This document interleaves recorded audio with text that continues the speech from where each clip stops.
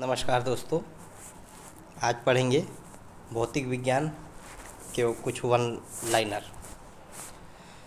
तो सबसे पहले मात्रक और इकाई पढ़ेंगे। शक्ति का मात्रक है वाट।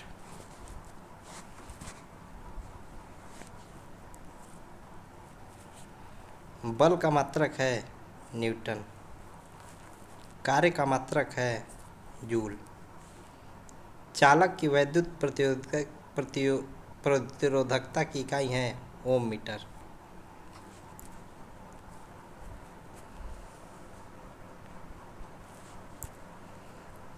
प्रकाश वर्ष इकाई है दूरी की। प्रकाश वर्ष वह दूरी है जो एक वर्ष में तय करता है।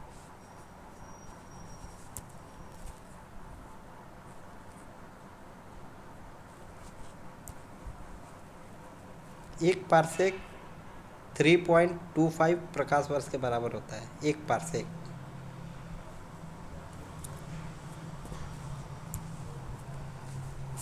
पारसेक मात्रक है दूरी का।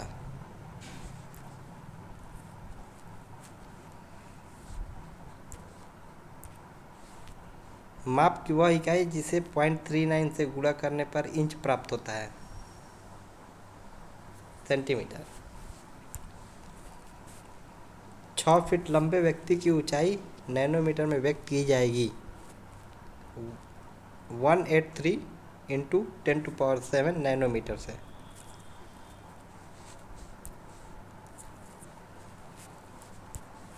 एक नैनोमीटर कितने सेंटीमीटर के बराबर होता है? तो 10⁻⁻7 सेंटीमीटर। एम्पियर की इकाई है विद्युत धारा की है। मेगावाट बिजली के नापने की इकाई क्या है?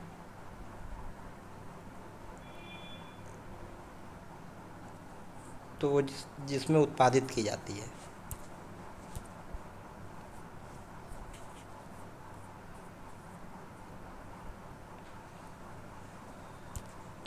इस क्वेश्चन को सुमेलित करना है। तो ये तो ऑलरेडी सुमेलित है। तो त्वरण का इकाई क्या होता है? तो मीटर पर सेकंड स्क्वायर। बल का मात्रक न्यूटन। किया गया कार्य का मात्रक जूल। आवेग का मात्रक न्यूटन इंटू सेकेंड। द्रव्यमान का किलोग्राम। दाब का पास्कल। अब कुछ इकाइयाँ जिसके राशि। वाट किसका इकाई है? शक्ति का।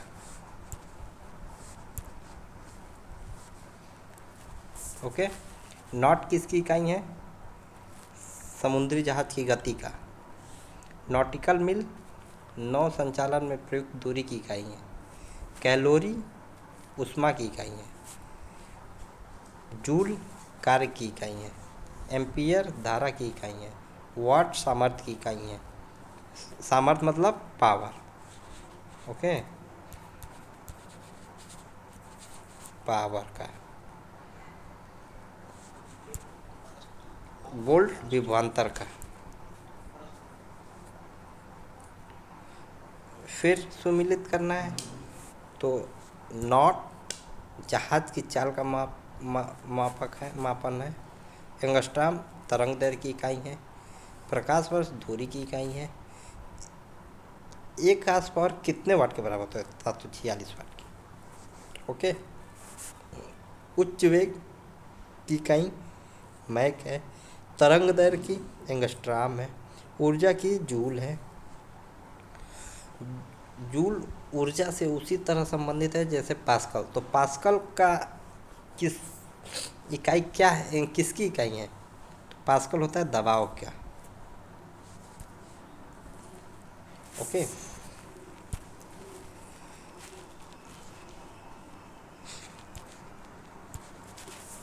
एक माइक्रोन किसके बराबर होता है? तो 10⁻³ मीटर मिलीमीटर। ओके। या इसको इस तरह से भी लिख सकते हैं 1/1000 मिलीमीटर के। एक माइक्रोन प्रदर्शित करता है 10⁻⁴ सेंटीमीटर की लंबाई के बराबर। यदि mm में बोला जाए तो 10⁻⁻6 सेंटीमीटर mm। डेसिबल ध्वनि की प्रबलता की इकाई है। अश्वशक्ति शक्ति की इकाई है। सेल्सियस तापमान की इकाई है। Calorie kilo calorie, joule kilo joule, watt किसकी इकाई है की इकाई क्या है तो वाट है। ओके। 1 किलोमीटर दूरी का तात्पर्य है 1000 मीटर से। 1 किलोमीटर में कितना होता है 1000 मीटर। 1 पिकोमीटर बराबर होता है 10⁻12 ग्राम के, 1 पिकोग्राम। ओके। इसी तरह से यदि कहा जाए पिको मीटर कितना होता है तो 10⁻12 मीटर के। आप लोग तो यूनिट को चेंज करना जानते ही होंगे। एटमॉस्फेरिक प्रेशर किसके बराबर है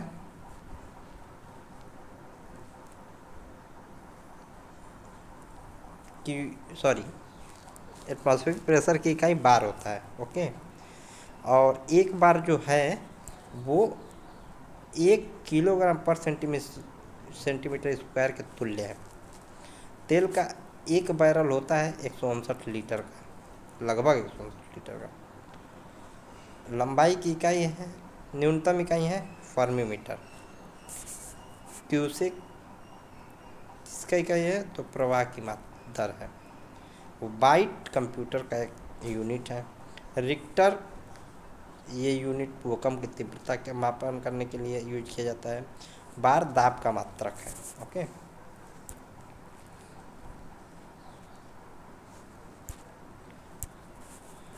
क्यूसेक जल का बहाव मापा जाता है। नॉट, डॉप्सन, पॉइज तथा मैक्सवेल में से वायुमंडल में की ओजोन परत की मोटाई नापने की इकाई है डॉप्सन।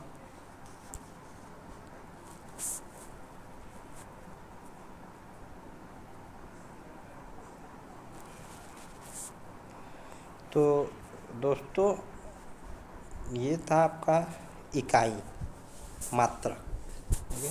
अब पढ़ेंगे मापक यंत्र और उसके पैमाने। ठीक है। तो महासागर में डूबी हुई वस्तुओं की स्थिति जानने के लिए प्रयोग किया जाता है सोनार का। यह एक यंत्र है जिससे समुद्र में कोई वस्तु स्थित है तो उसको पता लगाने के लिए किया जाता है। सोनार प्रयोग में लाया जाता है नौचालकों द्वारा, जाहिर सी बात है। सोनार से हम सोनार में हम जिस तरंग का उपयोग होता है उसका नाम है परश्रव्य तरंग। ओके। ध्वनि की तीव्रता को मापने वाला यंत्र है ऑडियोमीटर। एन्यूमोमीटर से मापा जाता है पवन वेग का। बैरोमीटर, एनेमोमीटर, हाइड्रोमीटर तथा विंड वेग में से वायु की गति मापी जाती है एनेमोमीटर से।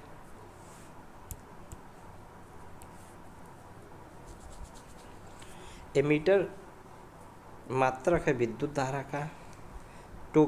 टैक्योमीटर क्षैतिज दूरियों, लंबवत उन्नयनों एवं दिशाओं का मापन किया जाता है टेकोमीटर से। पायरोमीटर प्रयोग किया जाता है उच्च ताप के मापन में। ताप विद्युत तापमापी, विकिरण तापमापी, गैस तापमापी तथा द्रव तापमापी में से पायरोमीटर कहा जाता है विकिरण तापमापी को। ओके।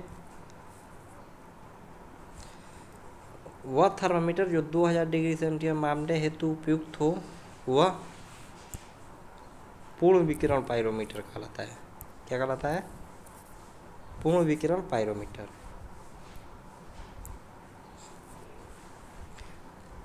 पायरोहीलियोमीटर का उपयोग किया जाता है सोलर रेडिएशन को मापने के लिए। पायरिलियो, पायरिलियो, ठीक है।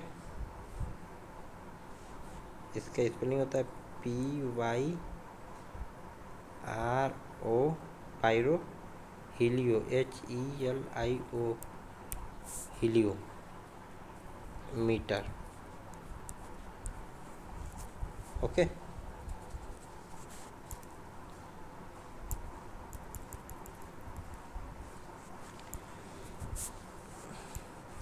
मैनोमीटर के द्वारा की जाती है गैस के दाब की माप। हाइग्रोमीटर से मापा जाता है सापेक्ष आर्द्रता। स्प्रिंग तुला से मापा जाता है भार।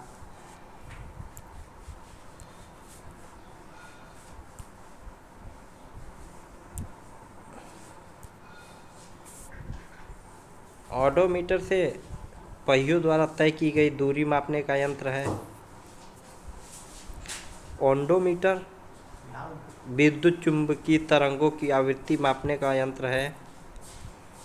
ऑडियोमीटर ध्वनि की तीव्रता का मापक युक्ति है। वायुमंडलीय दाब को मापने में उपयोग किया जाता है बैरोमीटर का। साधारणतः बैरोमीटर में प्रयोग होता है पारे का। दूध का अपेक्षित घनत्व ज्ञात किया जाता है लैक्टोमीटर से। थर्मिस्टर एक उपकरण है इलेक्ट्रॉनिक थर्मामीटर की भांति जो कार्य करता है। ओके। स्टेथोस्कोप से क्या किया जाता है तो हृदय की ध्वनि सुनने के लिए प्रयोग किया जाता है स्टेथोमीटर से। स्फैग्नोमीटर रक्तचाप मापने की इकाई है। कैरिटोमीटर सोने की शुद्धता पता करने के लिए उपयोग किया जाता है। लक्समीटर प्रकाश की तीव्रता का मापन के लिए किया जाता है और प्रकाश की तीव्रता का मात्रक जो होता है वो लक्स होता है। रक्तदाब नापने के यंत्र का नाम है स्फैग्नोमैनोमीटर। राडार में उपयोग में आता है रेडियो तरंगों द्वारा वस्तुओं की स्थिति ज्ञात करने में। हिम नदी की चाल, जनसंख्या वृद्धि, भूकंप की तीव्रता तथा पृथ्वी के अंदर का तापमान में से रिक्टर पैमाने पर माप की जाती है भूकंप की तीव्रता। रिक्टर पैमाने के लिए प्रयोग किया जाता है भूकंप लहरों का आयाम मतलब मैग्नीट्यूड, लॉन्गिट्यूड। ओके। सेल्सियस ताप का मात्रक है। किलोवाट आवर विद्युत का मात्रक है।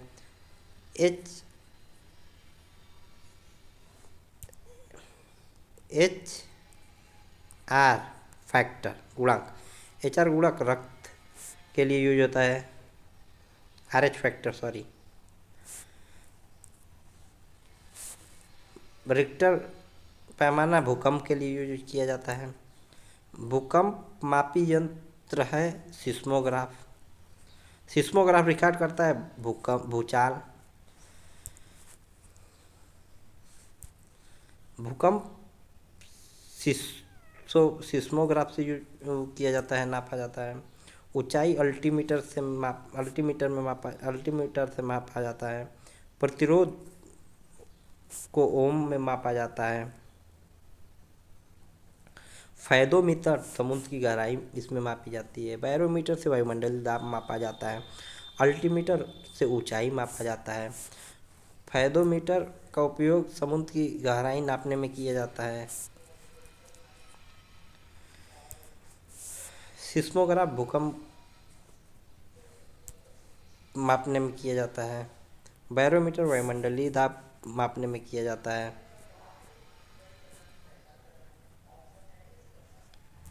मैनोमीटर से में दाब मापा जाता है। कार्बोरेटर आंतरिक दहन इंजन में यूज किया जाता है। कार्डियोग्राम हृदय गति मापा जाता है कार्डियोग्राम से। सिस्मोग्राफ भूकंप की तीव्रता मापा जाता है। ओके। फोनोमीटर का उपयोग किया जाता है ध्वनि की तीव्रता स्पंदन आवृत्ति के मापन में। झूठ का पता लगाने वाला यंत्र है पॉलीग्राफ।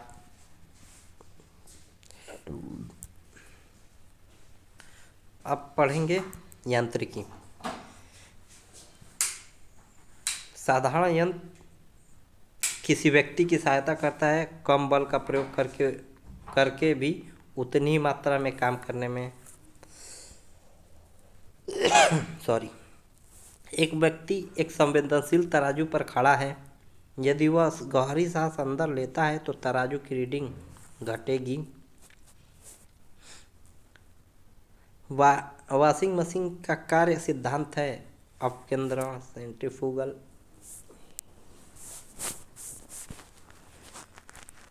प्रक्षालन मशीन की कार्य प्रणाली का सिद्धांत है अपकेंद्रीकरण। विस्थापन बल तथा आयतन में से सदिश राशि नहीं है आयतन। समय, चाल, विस्थापन तथा दूरी में से सदिश राशि है विस्थापन। संवेग, दाब, ऊर्जा में से सदिश राशि है तो संवेग।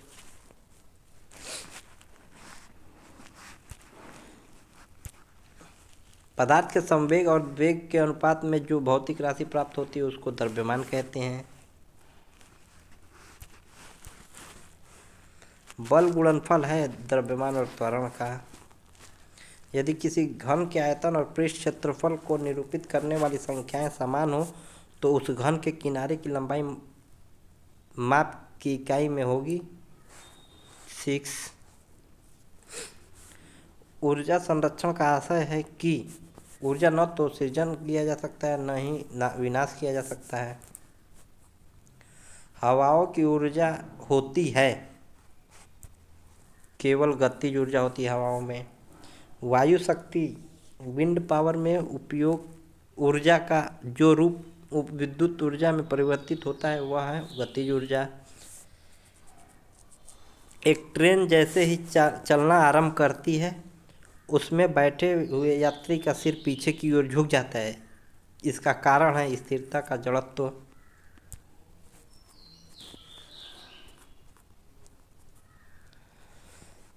अब कथन और कारण है, इसमें बताना है कौन सही है कौन गलत है, या फिर जो ये कथन सही है उसका सही स्पष्टीकरण है कि नहीं है। तो कथन है एक पूर्ण घर्षणहीन पृष्ठ, कंप्लीटली फ्रिक्शनलेस सरफेस पर खड़ा एक व्यक्ति सीटी बजाने से अपने को गति में ला सकता है। एक पूर्णतः घर्षणहीन पृष्ठ पर खड़ा एक व्यक्ति सीटी बजाने से अपने को गति में ला सकता है। तो ये बात तो सही है।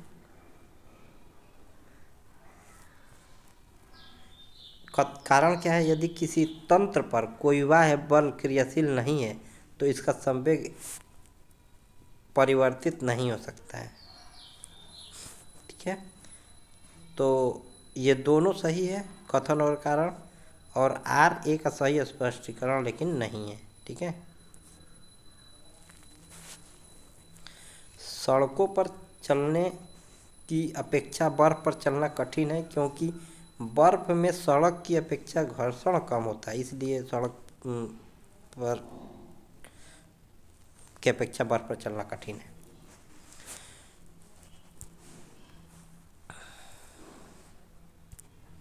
भरी हुई गाड़ी को चलाने में उसे चलायमान रखने के लिए आवश्यक ताकत की अपेक्षाकृत अधिक ताकत से धक्का देना पड़ता है। क्यों? क्योंकि एक बार गाड़ी चलने पर बाद में घर्षण कम होता है। ओके, स्थिर नाव से 5 मीटर प्रति सेकंड की चाल से कूदा और नाव 0.5 मीटर पर सेकंड की चाल से खिसकी। नाव का द्रव्यमान मनुष्य के द्रव्यमान का कितना होगा? तो 10 गुना होगा। ओके, एक ट्रक, एक कार और एक मोटरसाइकिल की गतिज ऊर्जा समान है। यदि समान अवरोधक बल लगाए जाए और वे क्रमशः XYZ दूरी पर रुके तो, क्योंकि समान गतिज ऊर्जा का उपयोग किया जा रहा है और समान अवरोधक बल लगाया जा रहा है, F लगाया जा रहा है, तो वो समान दूरी तय करेगा। ओके, तो X बराबर Y बराबर Z हो जाएगा। ओके, एक व्यक्ति कार में जो विराम में बैठा है, सड़क से कार के 4 पहियों में से प्रत्येक पर प्रतिक्रिया आर है। जब कार सीधी समतल सड़क पर चलेगी तो अग्र पहियों में प्रत्येक पर प्रतिक्रिया आर से कम होगी।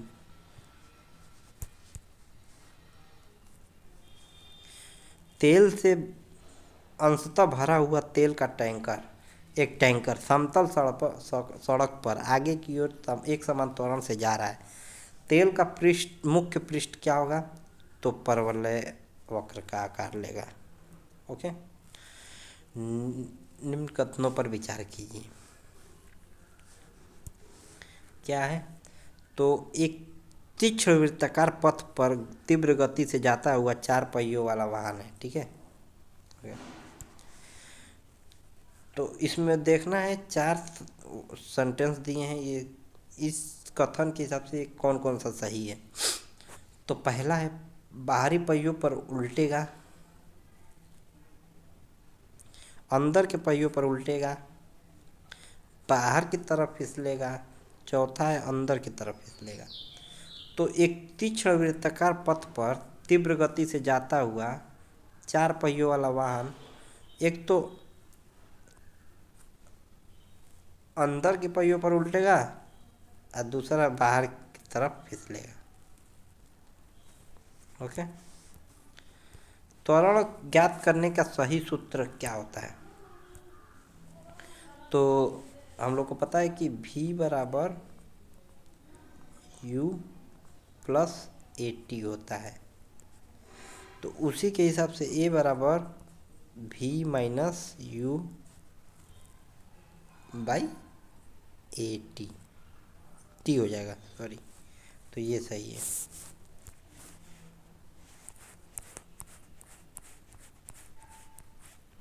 अब गुरुत्व के अधीन गति देखेंगे।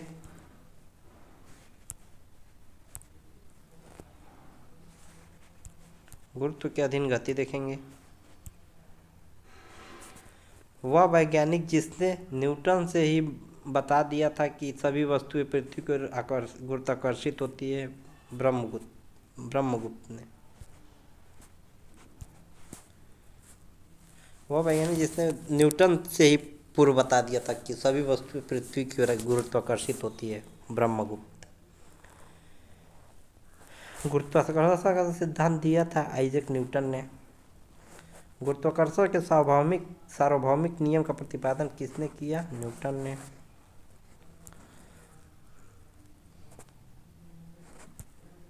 अंतरिक्ष यात्री निर्वात में सीधे खड़े नहीं रह सकते हैं क्योंकि वह गुरुत्वाकर्षण नहीं होता है। अंतरिक्ष यान जो चक्कर लगा रहा है से एक सेब छोड़ा जाता है तो वह अंतरिक्ष यान के साथ ही उसी गति से गतिमान होगा क्योंकि वहाँ गुरुत्व है नहीं, इसलिए। पीसा की झुकी हुई मीनार गिर नहीं जाती है क्योंकि गुरुत्व से बाहर वाली ऊर्ध्वाधर लाइन तल के अंदर रहती है। ठीक है,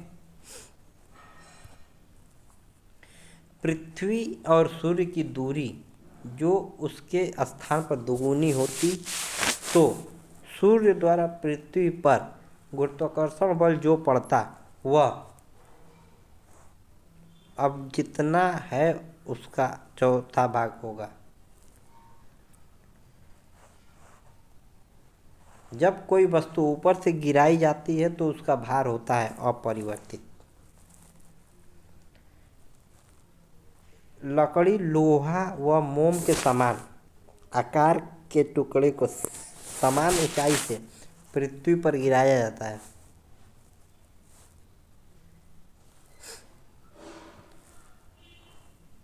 तो टुकड़ा सर्वप्रथम पृथ्वी की सतह पर पहुंचेगा, वह सभी एक साथ पहुंचेंगे। हवा में लोहे और लकड़ी के समान भार की गेंद को समान ऊंचाई से गिराने पर लकड़ी की गेंद बाद में गिरेगी। दो गेंदें ए तथा बी क्रमशः 10 किलोग्राम और 1 किलोग्राम की है। उन्हें 20 मीटर की ऊंचाई के साथ गिराया जाता है तो भूमि पर दोनों एक साथ पहुंचेंगी।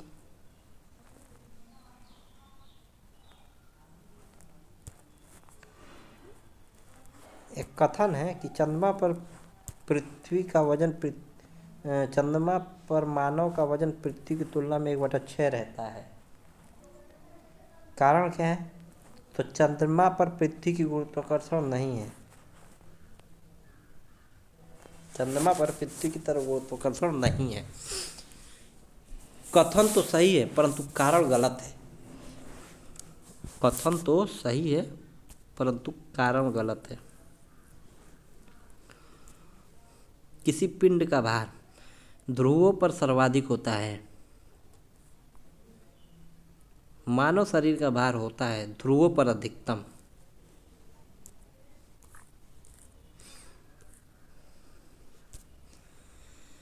गुरुत्व के अधीन विरामावस्था से मुक्त रूप से गिरने वाले किसी कण के मामले में समय और विस्थापन का विवरण प्रदर्शित करने वाला रेखा चित्र है ये।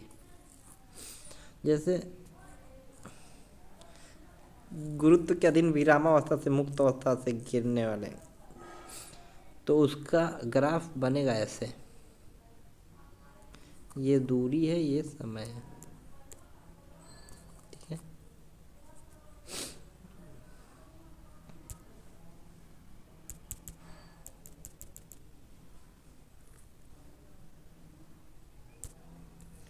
एक चिकना आनत तल क्षैतिज के साथ थीटा कोण पर आनत है, जैसा कि दी गई आकृति में दिखाया गया है।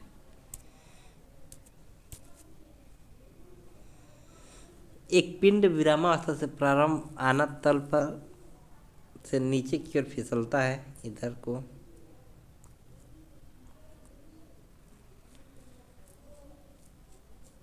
अधस्तल तक पिंडों को पहुंचने में लगा समय 1/sin थीटा √2h/g होता है।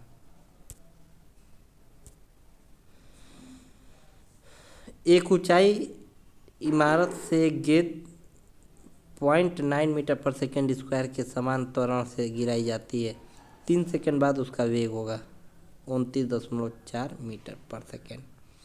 जैसे देखिए यहाँ पे ए दिया है, कितना है, ये ए है, ये टी है, और पूछ क्या रहा है, वी पूछ रहा है। तो हमको पता है कि v बराबर u प्लस ए टी होता है। तो इसमें v की वैल्यू फाइंड करनी है। u दिया है,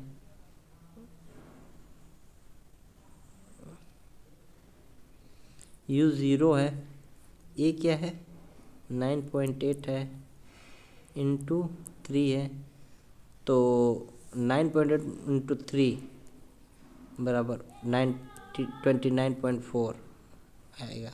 ओके, तो ये क्या सही हो जाएगा 29.4 मीटर पर सेकेंड। यदि पृथ्वी का दबाव वही रहे और त्रिज्या 1% से कम हो जाए, तब पृथ्वी के तल पर जी का मान 2% बढ़ जाएगा। ओके, विनाशकारी भूकंप के गुरुत्व के कारण त्वरण होगा 930 सेंटीमीटर पर सेकेंड स्क्वायर से अधिक होगा त्वरण विनाशकारी भूकंप के गुरुत्व के कारण। एक वस्तु का पृथ्वी पर द्रव्यमान 100 किलोग्राम है। अगर चंद्रमा पर गुरुत्वीय त्वरण 10⁻6 मीटर पर सेकेंड स्क्वायर हो, तो चंद्रमा वस्तु का द्रव्यमान 1000 किलोग्राम होगा।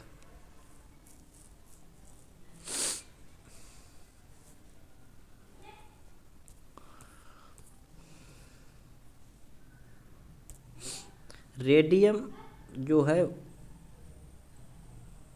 मैडम क्यूरी ने आविष्कार किया था। पेंसिलिन का आविष्कार अलेक्जेंडर फ्लेमिंग ने किया था। रेडियम का मैडम क्यूरी, पेंसिलिन का अलेक्जेंडर फ्लेमिंग, एक्सरे का W.K. रॉन्टजन, चेचक का एडवर्ड जेनर। पृथ्वी अपने कक्ष में लगभग 4400 किलोमीटर प्रति घंटा की गति से घूमती है। इस तेज गति को हम अनुभव नहीं करते हैं, क्योंकि अपने कक्षा में पृथ्वी की गति की अपेक्षा में हमारी गति शून्य है। ओके।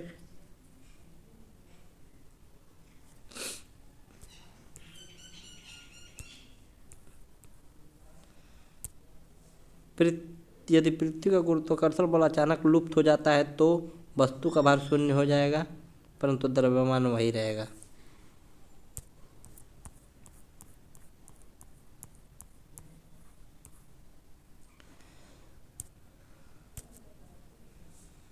पृथ्वी के चारों ओर परिक्रमा कर रहा कृत्रिम उपग्रह इसलिए पृथ्वी पर नहीं गिरता है क्योंकि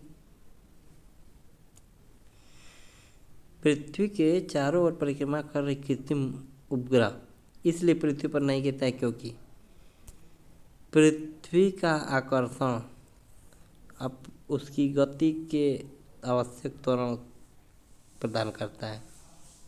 पृथ्वी का आकर्षण उसकी गति के लिए आवश्यक त्वरण प्रदान करता है। एक भूकंप उपग्रह अपने कक्ष में निरंतर गति करता है, वह अपकेंद्र बल के अभाव में से प्राप्त होता है। एक भू उपग्रह अपने कक्ष में निरंतर गति करता हुआ अपकेंद्र बल के प्रभाव से प्राप्त होता है। पृथ्वी द्वारा उपयोग पर लाए जाने वाले गुरुत्वाकर्षण से अपने कक्ष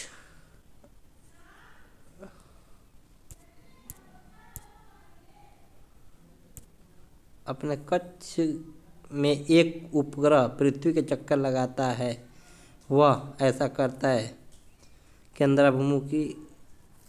केंद्राभिमुखी बल के कारण।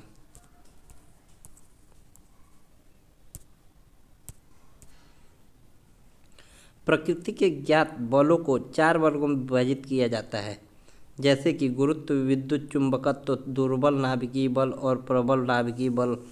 चारों में सबसे प्रबल है गुरुत्व बल। क्या है? तो गुरुत्व बल है। किसी लिफ्ट में बैठे हुए व्यक्ति को अपना भार अधिक मालूम पड़ेगा जब लिफ्ट त्वरित ऊपर गति करती जा रही हो। लोलक की कालावधि लंबाई के ऊपर निर्भर करता है। लोलक घड़ियां गर्मियों में सुस्त हो जाती है क्योंकि लोलक की लंबाई बढ़ जाती है। क्यों? जैसे आवर्तकाल जो होता है 2π√L/G होता है, L/G होता है। तो लोलक की जो कार्य अवधि है वो बढ़ जाएगी। एक लड़की झूले पर बैठी स्थिति में झूला झूल रही है। एक लड़की झूले पर बैठी स्थिति में झूला झूले उस लड़की के खड़े हो जाने पर प्रदोल अवधि कम हो जाएगा।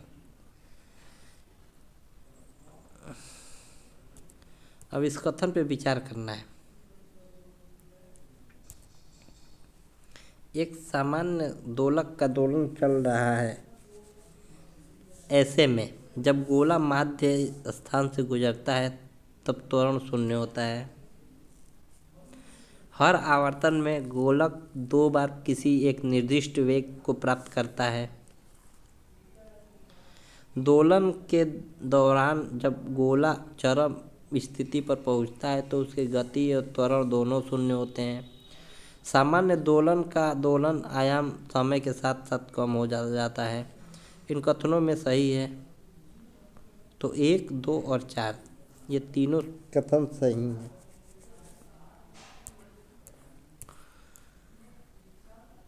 पेंडुलम घड़ी तीव्र गति से चल सकती है शीतकाल में।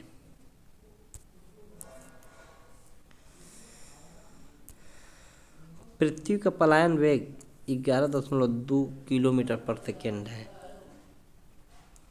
अगर किसी वस्तु को 8 किलोमीटर प्रति सेकेंड की दर से अंतरिक्ष में भेजा जाता है तो वह पृथ्वी पर आ जाएगी, क्योंकि पलायन वेग तो 11.2 है। और ये भेजा जा रहा है 8 किलोमीटर प्रति सेकेंड, तो ये पलायित हो ही नहीं पाएगा। चंद्रमा पर वायुमंडल नहीं होने का कारण है इस पर गैस अणुओं का पलायन वेग उसके वर्ग माध्यमूल से कम होता है।